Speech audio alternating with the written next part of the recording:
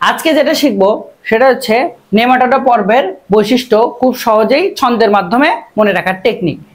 যেমন যেই লাউ সেই কদু, এই ছন্দের মাধ্যমে আমরা সহজেই নেমাটোডা পর্বের বৈশিষ্ট্যটা খুব সহজে মনে রাখতে পারি। যেমন যতে যৌন দ্বিরূপতা দেখা যায়, সেক্সুয়াল ডাইমরফিজম অর্থাৎ যৌন দ্বিরূপতা দেখা দিবে। খুবই ইম্পর্টেন্ট যে যৌন দ্বিরূপতা কোন পর্বে দেখা যাবে? নিডারা পর্বে, নেমাটোডা পর্বে।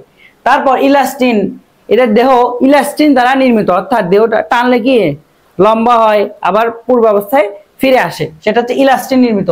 লতে লম্বা মানে 1 মিটার পর্যন্ত লম্বা হতে পারে। দন্তের সাথে সুডোসিলোমাইট অর্থাৎ তোমার মিথ্যা ভ্রান্ত একটা সিলম দ্বারা আবৃত থাকবে। তারপর কতে কিউটিকল দিয়ে আবৃত এবং দতে দ্বিপার্শ্বীয় প্রতিসম দেখা যাবে।